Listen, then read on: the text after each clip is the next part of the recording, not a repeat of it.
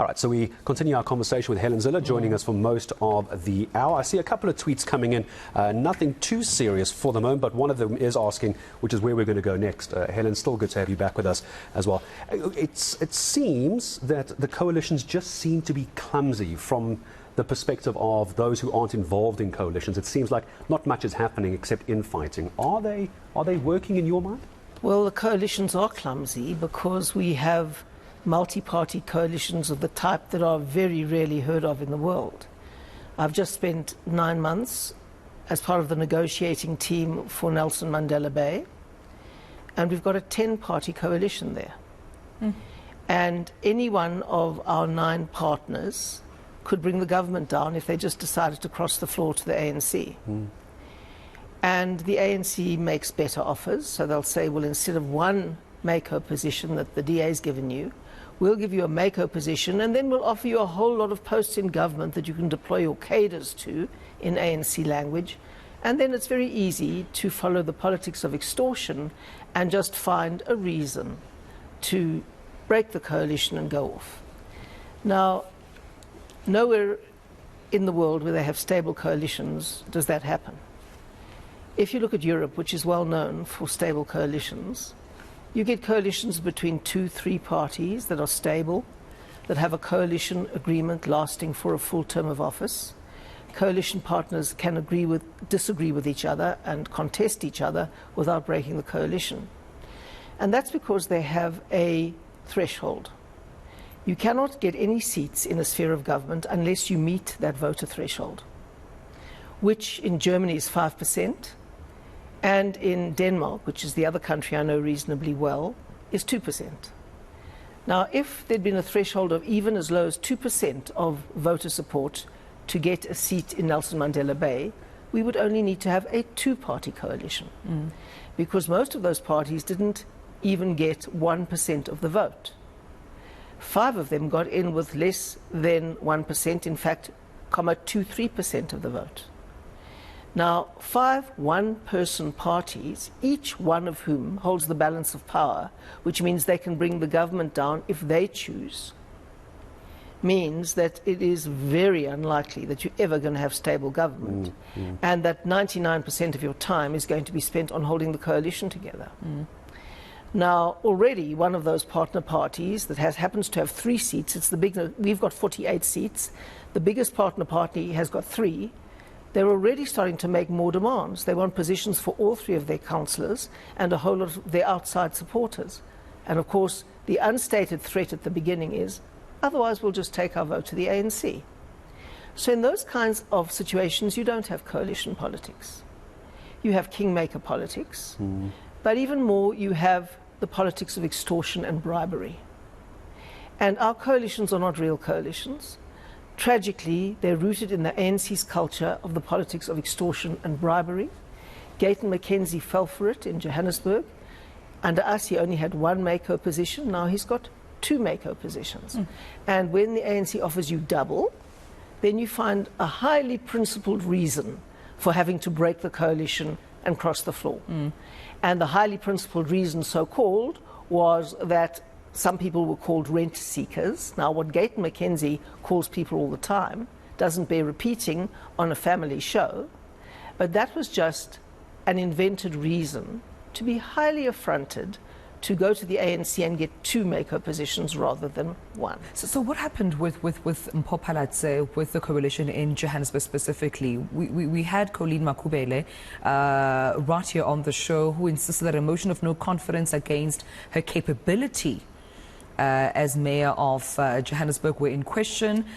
Some of the accusations were against you and your interference into not allowing Mpho to do her job, but giving instruction from the top down. There was an array of allegations made. But in your view, what exactly happened with the Johannesburg coalition? Well, I've got a thick skin, and I usually take all the completely unfair insults that are tossed at me. But Colleen Makubele went a bridge too far, and she's received a letter from my lawyers. Because that lady, from day one, representing COPE, and COPE had a single seat. And in our coalition negotiations, COPE got the chair of chairs, and the chair of chairs stands in for the speaker when the speaker is temporarily indisposed in a meeting. And she saw that as being deputy speaker, but she wanted to be speaker, and I bet her eyes are ultimately on the mayor's prize. And the ANC was prepared to give her speaker, so it didn't take 5 minutes before she was fighting with the coalition and had some pretext on which to claim to be the deputy speaker, vote out the speaker, get herself into that position, and cross the floor.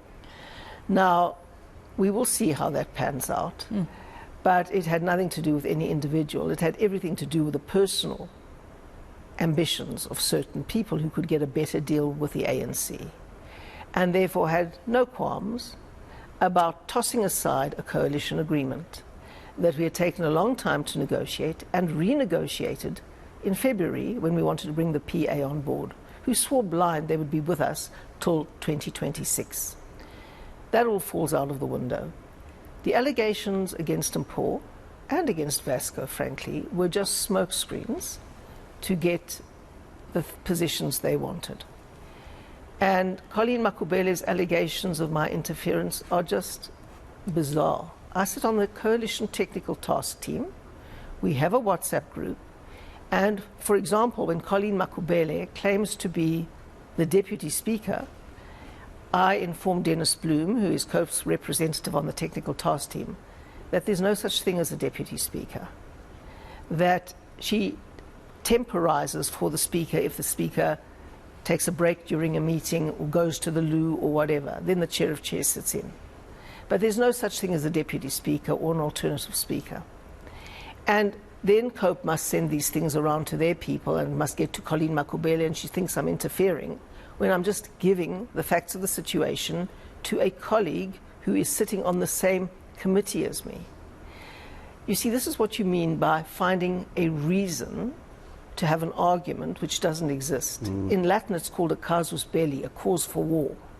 You want to have a war for your own motives, your own ambitions, but then you have to find something that you present as a highly principled reason for starting the fight. You mentioned, Colleen Makubele, a letter from your lawyer being served to Colleen Makubele. Why did she go too far? What are you hoping to gain by going the legal route? What did she say, and what are you hoping to gain? You know, I very rare. I mean, I've sued Julius Malema, and that was when he said, and I don't want to repeat it, but basically he said all the men in my cabinet were there because I was having relationships with them. But he did it in much, much cruder terms, and that was a bridge too far. I mean, people have called me many names, and it takes a lot as a politician to win a defamation case, because we're supposed to have much thicker skins. So courts don't easily grant defamation claims for politicians. But when my husband was sitting in bed in the morning and reading this, that Julius Malema was saying that I had promoted certain people to my cabinet because I was sleeping with them, that was a bridge too far for me. And so I sued him and I won. And Colleen Makubele said, amongst other things, that my real aim was to get my hands on Johannesburg's 70 billion rand budget. And that was my real aim. I was trying to loot Johannesburg, basically. And that's also a bridge too far for me. That defamation, is that what you're going after? Yes. Well, that and other things. I mean, she had a long, rambling interview with the Star and various other things. And yes, I'm not, you know, I can take a lot, and I do. And I take a myriad of unjust allegations. I mean, I must be the most non-racial person I know, frankly. And I'm non-racial because I treat everybody the same. I don't tiptoe around a person because they're black and not tell them the truth as I see it. I treat black people and white people as intelligent adults who can have an adult conversation and who can digest what they may consider unpalatable truths sometimes. That's I call non-racialism. I don't say one thing to somebody because they're white and then patronizingly say it in another way to someone because they're black. That is non-racialism, and I'm a committed non-racialist and always have been. What do you make of Zwakele Mngango's recent comments? I mean, he was also here on eNCA saying the DA is arrogant, and that's why the coalition in Johannesburg collapsed. Now, this is a now former member of the DA, but he was a member of the DA at the time. He's not a member of COPE or the ANC or of the PA. This is one of your members, also a member of the provincial legislature, but he said the DA is arrogant, and that contributed to its failure with coalition government in Johannesburg. Well, he's never said that in all of the top positions that he's held. He's been on the Federal Council, he's been on the Federal Executive, he's been in all the forums. He's never once said the party's arrogant. He's always had his full say. He's been able to disagree with the leadership, as he often has. There's been no issue with it. What he's doing is parroting the playbook of the people who want to break up the coalition with the cause. Now, there is nothing arrogant about saying we have just negotiated a coalition agreement. Let's stick to it, please, until we can re-look at it in the right time as per the coalition agreement, which makes provision for revision at appropriate times.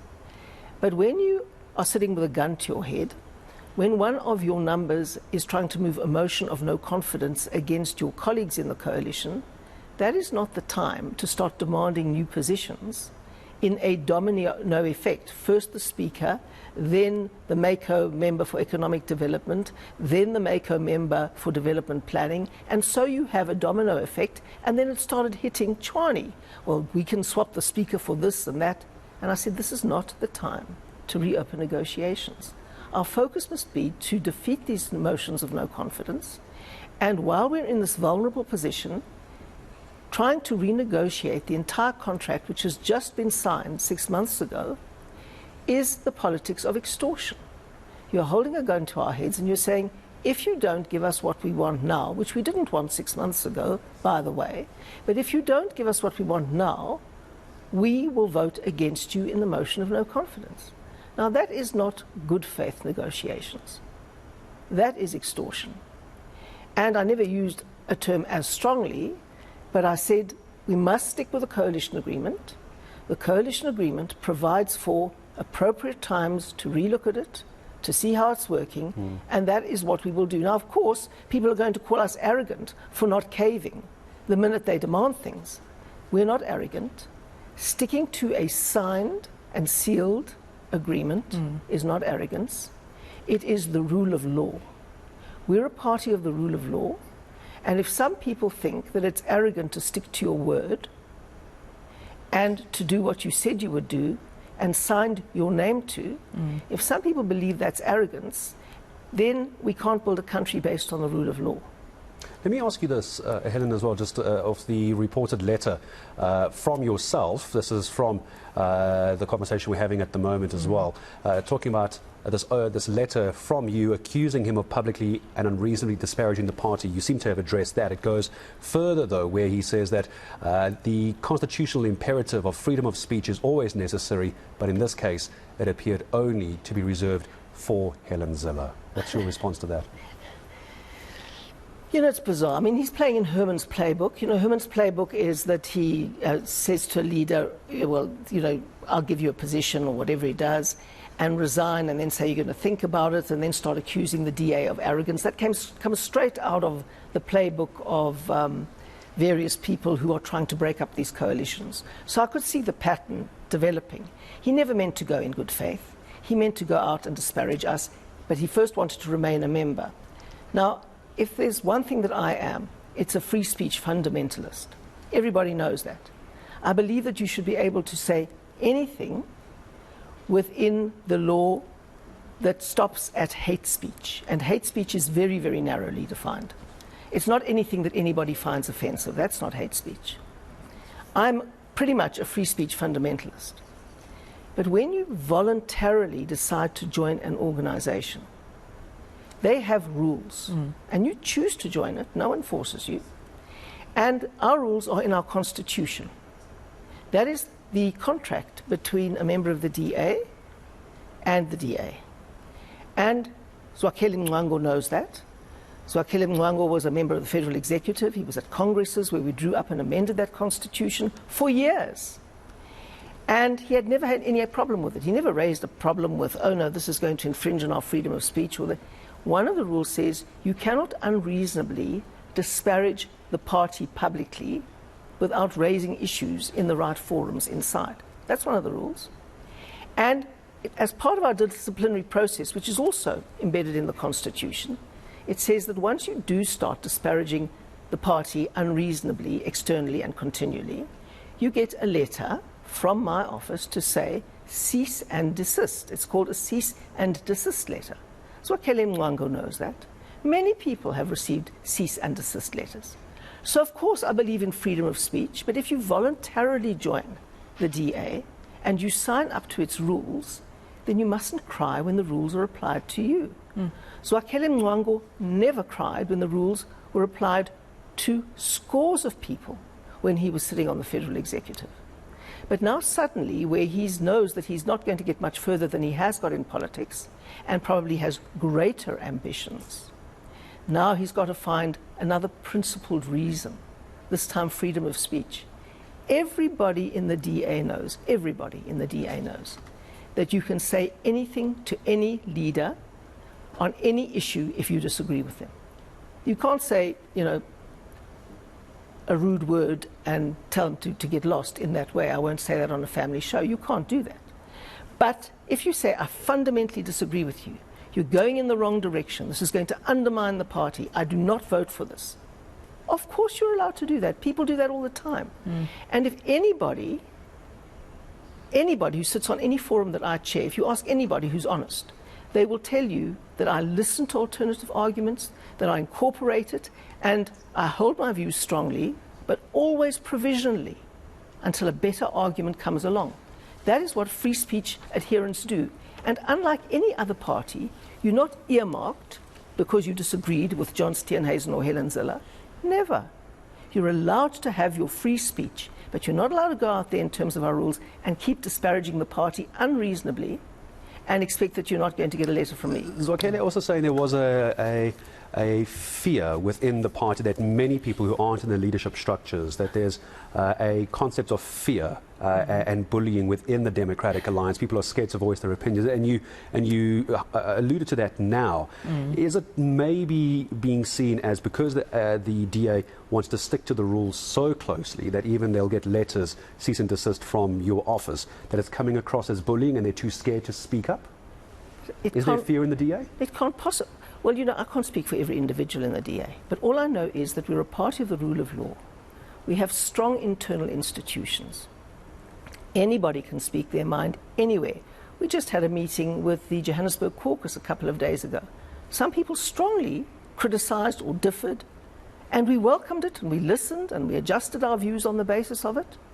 That is what you do. If you're a liberal, you're always wanting to listen to another person's argument. And we come together because we share certain values, but we have to have rules. That's our constitution. If you go to other parties, you probably won't even see their constitution. I don't know if Gayton McKenzie has a constitution. I think he's the constitution. I don't think there are any rules for anybody. It's only what he says. And I think, sadly, the same is true for many other parties. But the DA has a constitution that we've worked on very hard. We have congresses at which we amend the constitution. Everybody knows what it says, and everybody plays within those rules. That's why we can build strong institutions. The DA is the only party in South Africa that has strong institutions. And you know what? Zwakele is very interesting as an example. He wants to disparage us, and he wants to disparage me in particular, and maybe John too. But we found out a number of things about Zwakele that he should have disclosed in his application to be a public representative. Because we have an application process, we have a vetting process. And this was discovered later on. And we fudged it. We fudged it because... What are those things? Well, I don't want to... I'll destroy his life if I go out on public television and say it. I could do it, but I'm not a vindictive person. So should he not be in public service anyway? He should never have been a public representative on that basis in the DA. Other parties might not mind. Other parties might not mind. But we accommodated it because we're a party who believes give a guy a chance. And perhaps because we knew that he was going to make all these allegations if we did anything about it, because some people aren't as honorable as other people. Some people can't self-reflect. Some people can't say, have I in any way contributed to this? So, you know, it is extraordinary. When I was a journalist, Tumelo, and I was for many years, I had excellent training, and the training was never repeat a lie unless you've established it's the truth. And tragically in South Africa, journalism just parrots the easy lie. The DA is arrogant, for example, is the latest one, rather than getting to the truth. The easy label that people only use when they have run out of rational arguments gets trotted out as if it's a fact on television all the time.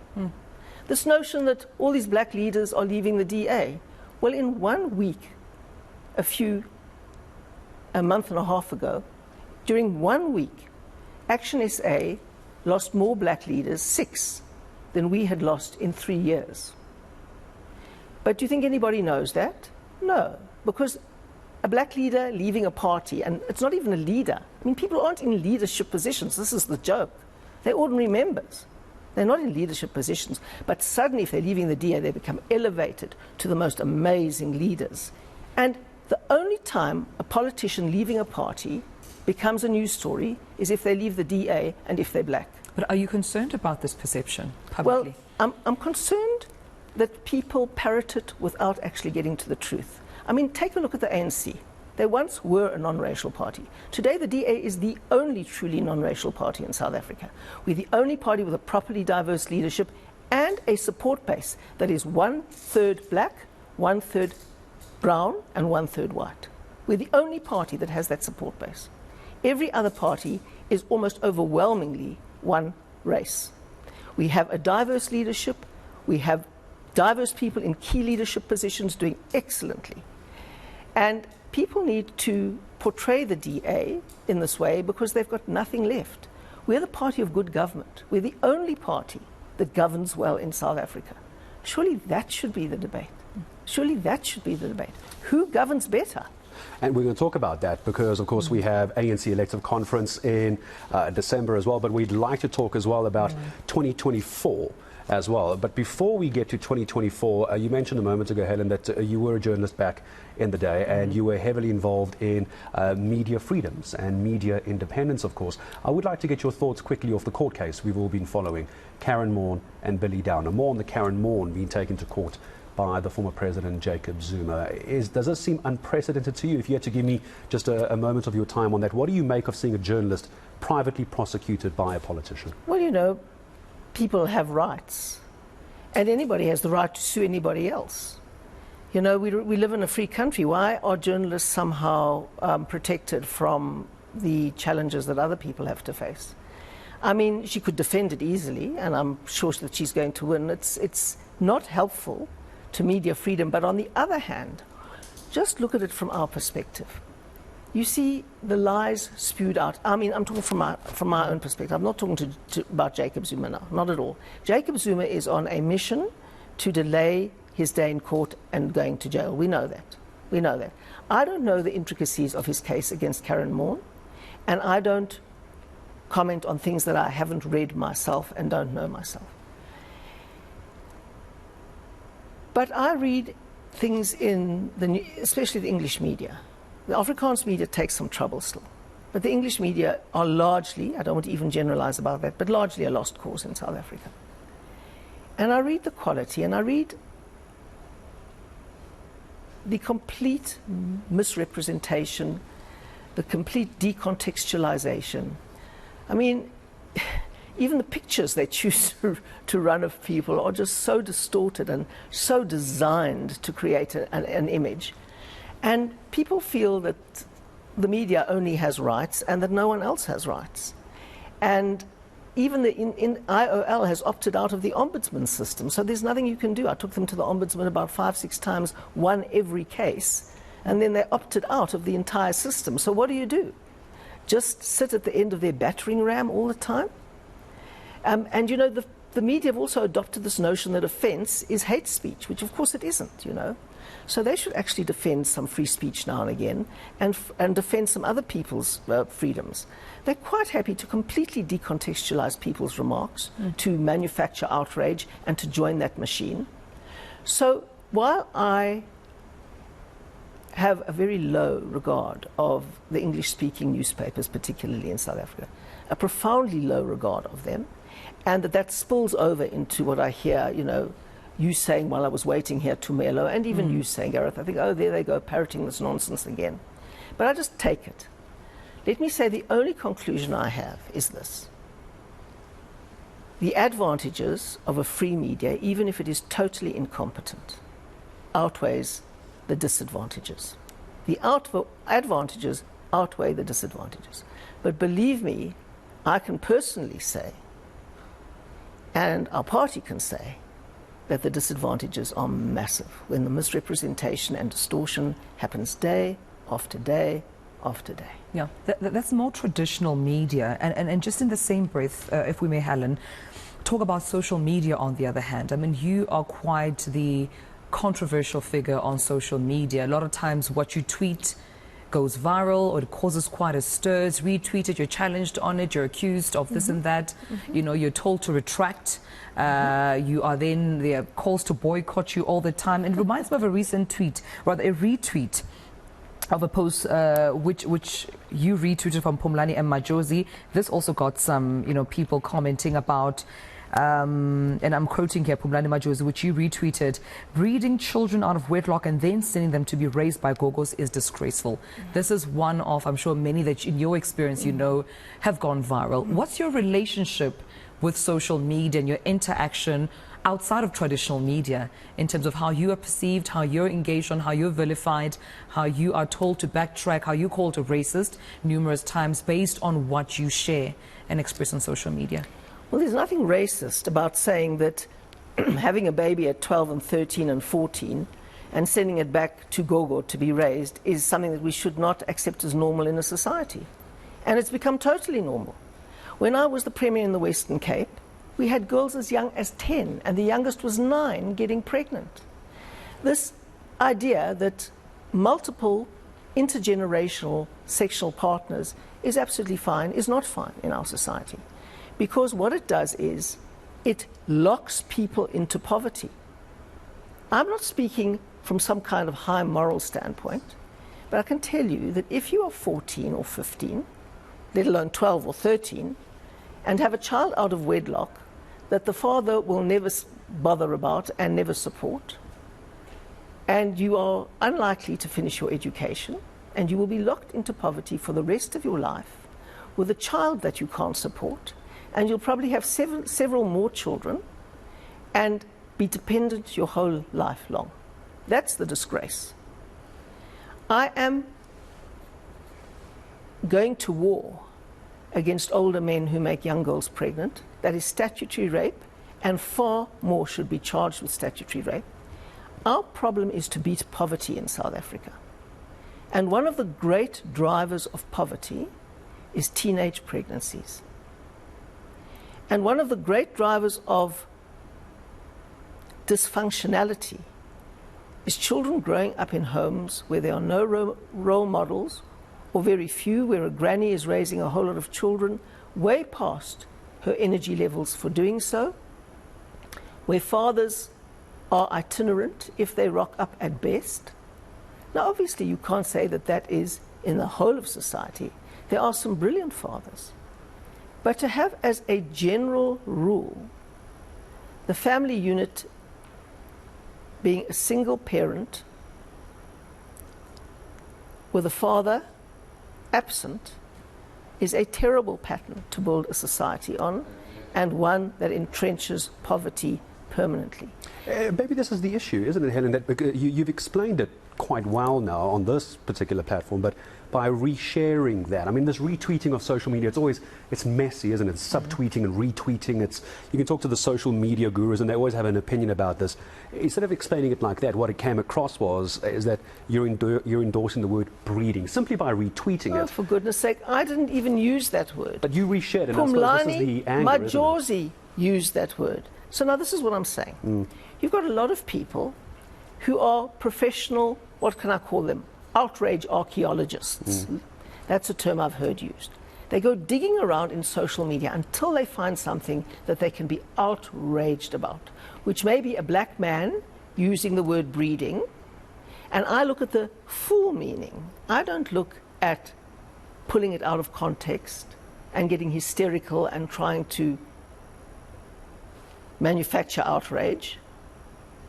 I look at the full meaning of what he's trying to say. I don't decontextualize it. There's no outrage against him, but the outrage is on me for retweeting it. What kind of lunacy is that? Now that is racism, because when a black man says something, it's fine. When a white woman retweets it, that's a moment where the outrage archaeologists can dig in and say, okay, now we've got something to be outraged about. Now we have something so that we can feel victimized and oppressed by. That Zille has retweeted a full contextual version of what Phumlani Majosi said. This is the madness. And that is why I will not buckle to it. Twitter is supposed to be the town square. Everybody is allowed to have their opinion on it, and I certainly believe in expressing mine. The bottom line is that it has been taken over by people who subscribe to critical race theory and who don't believe they're anybody unless they're victims, and then search all day for reasons why they are victims, and then present themselves as oppressed victims. What's victimizing young women is having babies at 12, 13, 14. Let's look at the real source of victimization. It's not somebody pointing that out. Mm. And what about, I suppose, not only the tweets that you have personally authored that have been seen as controversial, but the back and forth with some of the DA members publicly. I mean, we have seen you tweet and retweet, or maybe some subtweeting you and you sending a tweet. As the DA, what's that relationship like on social media, even with party members? Give me examples. When it comes to Hellen Zille, when Hellen Zille was leaving, there was a back and forth, even from her side. Phumzile, No. As well. I'll tell you where there was a back and forth. I was on, I think, the Clement Manyatela show. That's what it was, the Clement Manyatela show. And I had said that according to our minutes and our attendance registers, Mbali and Tuli had hardly attended any federal councils at all. And I got the attendance registers there because she was being painted as this incredible leader who played such a major role in the DA and done what. And I was being, battered and being blamed for all of this. And one of the points I made was, she hardly attended any of the meetings she was supposed to attend. And then she got very upset and started fighting with me on social media, at which point I desisted, but someone in my office said, we've got all the records to show. So, when people fight with me, I think, is this worth it? 90% of the time it isn't. I don't like being misrepresented. But if she is going to start saying that I'm a liar when I've got all the records to show it, then I won't keep quiet. We have a couple of minutes left. We're going to move away. We could talk about Twitter all day. I mean, I'm sure we could spend all morning talking about it, but I do want to get back to, in the last few minutes, Tumza, if it's okay, to just look ahead to 2024. And we're going to tie this in again to where we basically started, Helen, the coalitions. You may have heard, I think you were here when I mentioned earlier, there's a concern around coalition governments currently. We've spoken about that. 2024 national elections. What if this turns into a national coalition government? What is that going to look like, considering how messy it is now? Well, I've written about this before, Gareth. Everyone thinks, independent candidates are going to be our salvation. They are suddenly going to be this ethical, wonderful people who don't have any self-interest in self-enrichment or anything like that and will be accountable to the people. Nonsense. There's nothing to suggest that there'll be anything different from the normal South African politician that we've seen, driving after their own interests, looking for jobs for pals, seeking to get their hand in the till of tenders and other things. And the big thing we have to prevent is this fragmentation. We can only have a stable coalition if there are 2 or 3 parties, or 4 maybe maximum. But if you get in there with scores of independents who get a fraction of a % of a vote, and tiny parties who have 1 public representative each in the National Assembly, and you're trying to put coalitions together of 10 parties, well then the complete instability that we're finding at local level will go to national level. That's an absolute nightmare scenario. Is it just too many parties? Is this the problem? Well, that's why I spoke about the threshold. We need a threshold, number one. And secondly, we need a legal environment in which a coalition agreement is seen as a binding contract for a full term. All these random, you've got to be able to pass a motion of no confidence with a reason in a president or whatever it is. You must be able to do that. But the coalition agreement itself needs to be binding for a full term, so people can't shop around for a better deal. You've signed on the bottom line here, you've got two positions. The ANC comes and says, listen, we'll give you this tender, we'll give you 4 positions in our offices, we'll just load up the staff complement and you can have 3 of those people, and we will give you another maker position, rather come to us. That politics by extortion and bribery has to stop. We don't have coalition politics. We have extortion politics in South Africa. Yeah. My concern is that, as I'm hearing about the deals that happen behind closed doors politically... We don't do those deals. The DA doesn't do those deals. You don't do those deals. It's just the ANC and other Let parties. me explain to you how we negotiate coalitions. We have a pro forma that we moderate and that we customize for every single place that we do a coalition agreement. So, our coalition agreements start with discussing values and principles. Values and principles. And we go through them all. Now, amazingly enough, things like integrity and all of that, transparency, all of that stuff. That is the easiest part of the coalition agreement. Tick, tick, tick, tick, tick. Everybody agrees, motherhood and apple pie, except most of them don't know what it means to apply those in practice. Haven't got a clue. So the easiest part of the coalition agreement to discuss is the values. Because everyone says, of course we agree with integrity. Of course we agree with the transparency. But come the day when that value is put to the test, it's gone like the morning mist. People don't even make the connection. Right. Then we look at joint programs of government, the priorities of government going forward. Then we look at what happens when there's a disagreement. Deadlock breaking mechanisms, structures and systems. We've got a coalition oversight group, which is all the leaders of the parties who come together.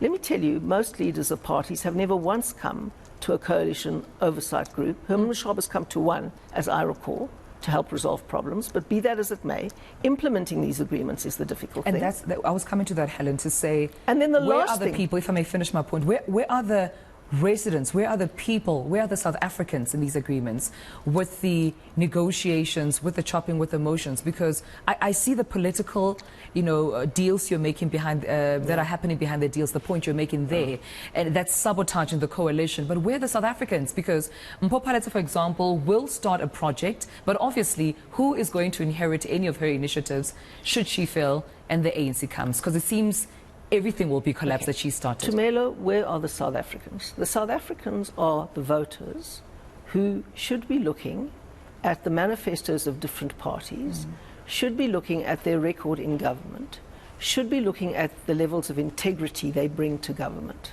should be doing all of those things before they vote. That's where the South Africans come into politics. And then the next time they come in is they call their government to account. They ask questions, the opposition asks tough questions in government. All the systems and structures are there for accountability. And where they come in the coalition agreement is that we all come with our manifestos and we do a joint program of government. These are the priorities of government.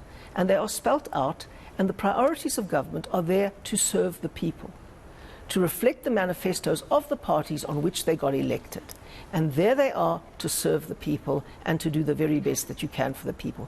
That's what we discuss right up front in the coalition agreement. At the very end, we come to positions in government. Now, that's the issue that everybody's interested in. And that is the make or break issue for many parties. And they get as much as they can get from the DA, but the ANC looks at what they've got, looks at what they can offer, doesn't worry about the principles and values, doesn't worry about the joint programs in government, doesn't worry about the deadlock breaking mechanisms, just about the positions. And that is why we have the politics of extortion in South Africa. Talk to me about 2024, Helen, just before we say goodbye to you. We will leave this as our last question. 2024, how do you imagine the DA is going to navigate everything you just explained? Because it almost seems impossible for anyone to get it right. And then 2, it seems that some political parties and coalitions will now work with all political parties. Will the DA work with the ANC, for example, 2024? What we will do going into 2024 is that we will put our manifesto out there, as we always do. We will say to people, read what our commitments are when we get into government. The first will have to be to fix 30 years of destruction by the ANC, because there is nothing the ANC touches that it doesn't destroy. Nothing. There's not a single government department, not a single state-owned enterprise, not a single thing the ANC has governed that it hasn't destroyed. So if we ever come to government nationally, when we come to government nationally, the first 5 years are spent fixing things. I even found that in Cape Town when I became the mayor, and in the Western Cape when I became the premier, even though the ANC hadn't been in government nearly as long, to break nearly as much as they have done nationally or in the other provinces. So we were lucky in Cape Town, the Western Cape. We took the ANC out of power earlier on, much earlier on. So the first 5 years are spent fixing the complete destruction. I mean, what are you going to do about water in Johannesburg when people don't even have those basics? The potholes that we saw on the road in that insert. These are basic things that government has to do. And if anybody comes to the Western Cape, you will see that we do that. So we will say to people, judge on governance record. Judge on which party is the most diverse and inclusive. I mean, the ANC's only got one white left, and that's Carl Niehaus, I think. And they're still trying to get rid of him too. So, you know, judge on diversity, judge on inclusion, judge on capacity, and make one strong party the anchor tenant of a coalition. If you have scores and scores of these tiny parties, you can be sure before you begin that the government will fail. You can be sure before you begin that the government will fail. The DA is not perfect. No living human being is. But we are streets and streets and streets better than any other alternative in South Africa. All right, we'll leave it there. I appreciate you coming on. Hellen Zille, thank you so much for joining us right here on the South African Morning. Yeah, I really appreciate the time. A Democratic Federal Council chairperson answering a lot, and I'm sure there's a lot of questions that many people have tweeted us. I couldn't get to some of them, must be honest. I was so busy focusing on the conversation. I didn't get to all of them, but I'm sure there'll be lots of reaction to what Hellen Zille had to say here on the SA Morning. If we didn't see your tweets, apologies. We will try and grab some of those later. And come again. Of course, lots that we will pick up on. She's volunteered to come again. Hellen Zille said she'll come back. Yeah. You didn't ask me about Hillbrow. I wanted to tell you what it was like. Very quickly, then Hillbrow. Well, Hillbrow was fantastic. Do you remember Fontana? I know you're much too young to remember Fontana. Fontana opened as the first 24-hour shop. And we used to go there at night, Fontana, after a date or whatever, you'd go to Fontana, you'd walk the streets, it was really nice and safe. I lived in the border of Berea and Yeovil. There for many years, fantastic. Yeovil became completely non-racial, as did Berea, wonderful. I lived in a little flat of Louis Botha Avenue in Orange Grove. It was wonderful times. Now when I drive through those areas, my heart breaks. My heart breaks. Forget about going to the middle of Hillbrow in the middle of the night and walking the streets there and going for coffee or whatever it is at Fontana and getting a nice sandwich at Fontana. I wouldn't even get out the car in Hillbrow today in the middle of the night.